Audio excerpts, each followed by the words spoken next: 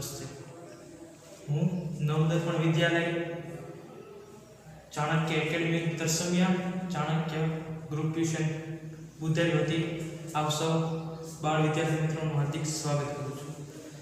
आप सौ आजनी परिस्थिति परिचित छो।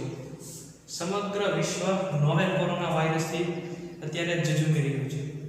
आपणे बधा ज देशनी वात करीए, विकासशील होय के विकसित देश होय, बधा ज देशो अत्यारे नोवेल कोरोना वायरस सामे झझूमी रह्युं छे। त्यारे आपणी शाळा श्री नवदर्पण विद्यालय थोरडी ऑनलाइन शिक्षण लईने आप समग्र हाजर थई रह्युं छे।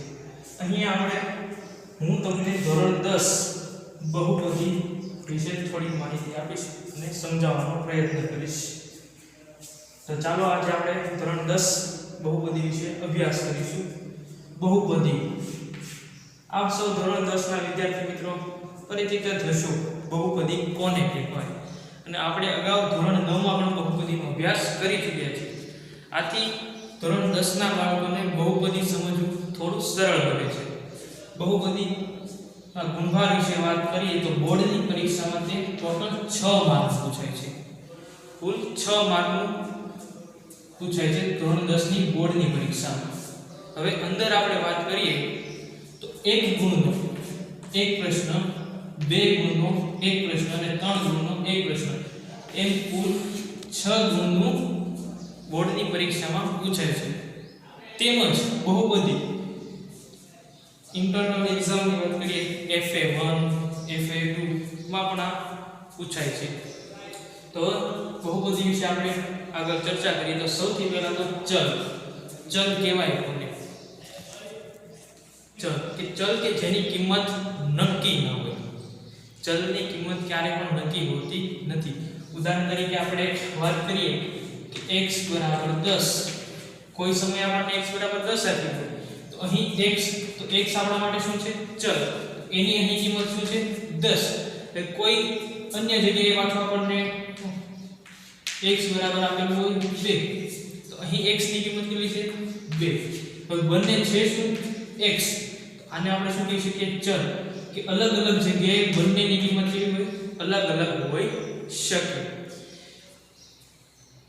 ચલને દર્શાવવાના સંકેત છે કોઈ પણ આલ્ફાબેટિક અક્ષર તેમજ કોઈ પણ સ્પેશિયલ અક્ષર, જેમ કે આલ્ફા છે, બીટા છે, ગામા છે, ફાઈ છે, થીટા છે, આ બધા જ આપણે ચલ કહી શકીએ।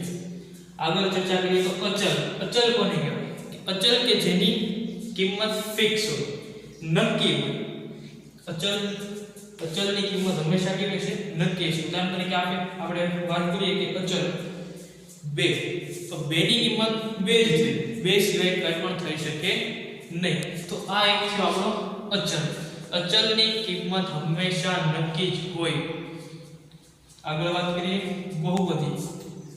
બહુપદીનો સંકેત, બહુપદીને દર્શાવે છે આપણે તો બહુપદીને p of x વડે દર્શાવાય છે। હવે અહીં આપણને આપેલું છે p of x, આનો અર્થ થાય છે કે આ બહુપદી x ના ચલમાં છે।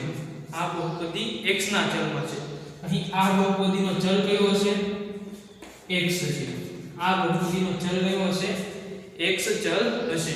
હવે કોઈ અન્ય જગ્યાએ આપણે વાત કરીએ કે જો બહુપદીનો ચલ y હોય, આ બહુપદીને શેના વડે દર્શાવીશું? આપણે p of y વડે દર્શાવીશું।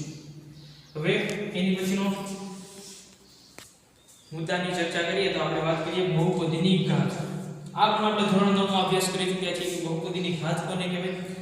ધોરણ 9 માં જે વારાઘડી પૂછાય કે બહુપદીની મોટામાં મોટી ઘાતને બહુપદીની ઘાત કહે છે।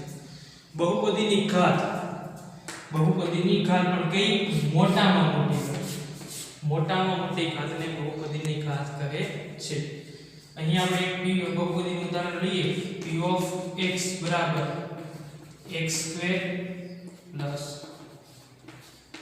3x ઓછા 4।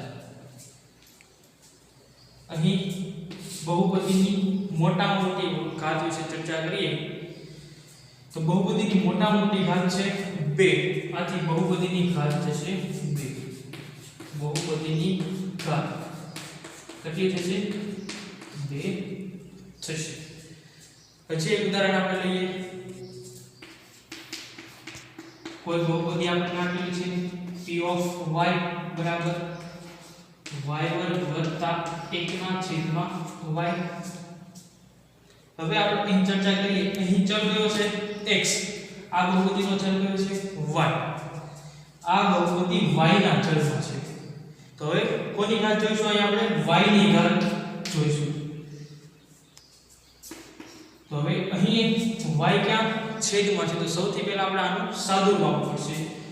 તો y વર્ગ વત્તા, હવે કોઈ પણ ચલની અંશમાંથી છેદમાં કે છેદમાંથી અંશમાં લઈ જઈએ ત્યારે તેની ઘાતની નિશાનીમાં ફરક પડે છે.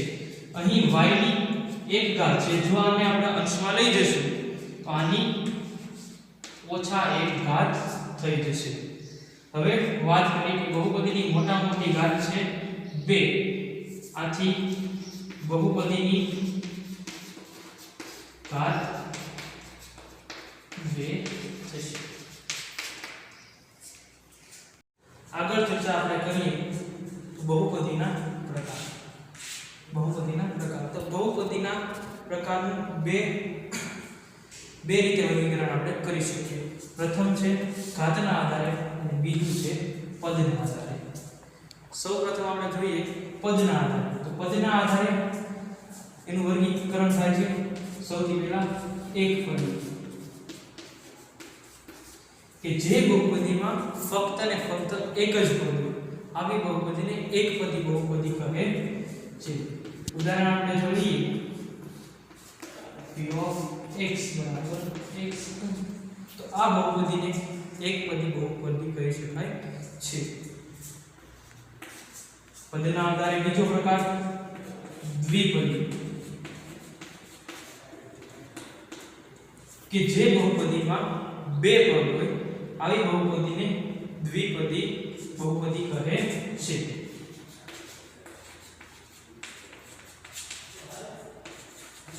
ઉદાહરણ લઈએ તો p of x બરાબર x² પ્લસ, આ બહુપદીને આપણે દ્વિપદી બહુપદી કહી શકીએ છીએ.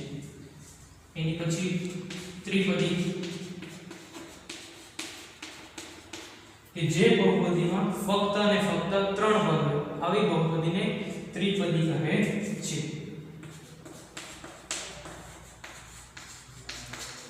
એક ઉદાહરણ લઈએ p of x બરાબર x² પ્લસ x પ્લસ, આ બહુપદીને આપણે ત્રિપદી કહી શકીએ છીએ. જો શોર્ટકટમાં આપણે જો યાદ રાખવું હોય પદના આધારે એકપદી, દ્વિપદી અને ત્રિપદી. એકપદી કોને કહેવાય? કે જે બહુપદીમાં ફક્ત અને ફક્ત એક પદ, નામમાં જ જવાબ છે એકપદી એટલે ફક્ત અને ફક્ત એક પદ. દ્વિપદી એટલે બે પદ હોય, ત્રિપદી એટલે 3 પદ. પદના આધારે બહુપદીનું વર્ગીકરણ. હવે જોઈએ આપણે ઘાતના આધારે બહુપદીનું વર્ગીકરણ. પદના આધારે વર્ગીકરણ આટલું બધું અગત્યનું નથી, પણ ઘાતના આધારે બહુપદીનું વર્ગીકરણ ધોરણ 10 માટે ખૂબ જ અગત્યનું છે. ઘાતના આધારે બહુપદીનું 3 વિભાગમાં વર્ગીકરણ થાય છે. પ્રથમ સુરેખ બહુપદી. સુરેખ બહુપદી કોને કહેવાય? કે જે બહુપદીની ઘાત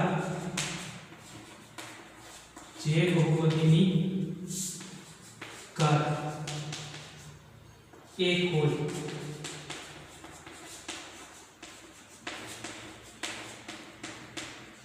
તેને સુરેખ બહુપદી કહે છે.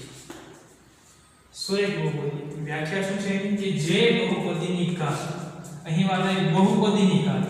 બહુપદીની ઘાત એટલે આપણે અગાઉ ચર્ચા કરી ચૂક્યા તેવી રીતના કે બહુપદીની મોટામાં મોટી ઘાતને બહુપદીની ઘાત કહે છે. એટલે જે બહુપદીની મોટામાં મોટી ઘાત કેટલી હોય? 1 હોય, તેને સુરેખ બહુપદી કહે છે.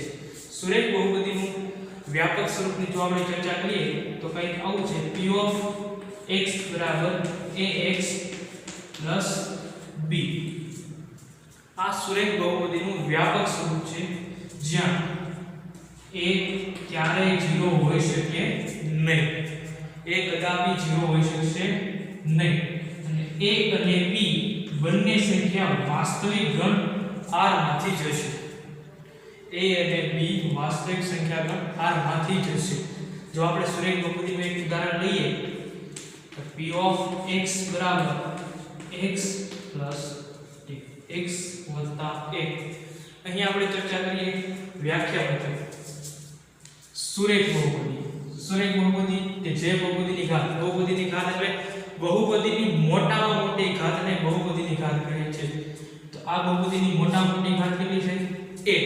તો આ બહુપદીની મોટામાં મોટી ઘાત 1 છે. આથી આ બહુપદીને સુરેખ બહુપદી કહી શકીએ.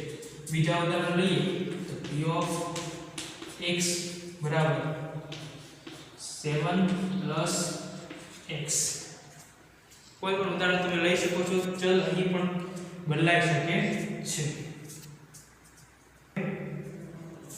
બસ આગળ ચર્ચા કરીએ તો ઘાતના આધારે બહુપદીનો બીજો પ્રકાર છે દ્વિઘાત બહુપદી. દ્વિઘાત બહુપદી એટલે શું? કે જે બહુપદીની ઘાત અથવા તો જે બહુપદીની મોટામાં મોટી ઘાત 2 હોય, જે બહુપદીની ઘાત અથવા તો જે બહુપદીની મોટામાં મોટી ઘાત 2 હોય તેવી બહુપદીને દ્વિઘાત બહુપદી કહે છે. તેનું વ્યાપક સ્વરૂપ છે p of x બરાબર ax ની 2 ઘાત plus bx plus c. અહીં a ક્યારેય 0 હોઈ શકે નહીં, અને ચલ a, ચલ b અને ચલ c ત્રણેય સંખ્યા વાસ્તવિક ગણ r માંથી જશે. a b c belongs to r અને a ક્યારેય 0 હોઈ શકે નહીં. હવે તેના ઉદાહરણની ચર્ચા કરીએ તો કોઈ બહુપદી આપણે આપેલી છે 3 + 4x ની 2 ઘાત. હવે આપણને પરીક્ષા દરમિયાન પૂછવામાં આવ્યું છે કે આ બહુપદીનો ઘાતના આધારે પ્રકાર જણાવો. આ બહુપદીનો ઘાતના આધારે પ્રકાર જણાવો. તો સૌથી પહેલા બહુપદીની ઘાત વિશે આપણે ચર્ચા કરીશું કે આ બહુપદીની ઘાત કેટલી છે. તો આ બહુપદીની મોટામાં મોટી ઘાત 2 છે. આ બહુપદીની મોટામાં મોટી ઘાત 2 છે. તો જે બહુપદીની મોટામાં મોટી ઘાત 2 હોય તે બહુપદીને દ્વિઘાત બહુપદી કહે છે. આથી આપણી બહુપદી આ દ્વિઘાત બહુપદી છે. અન્ય એક ઉદાહરણ લઈએ.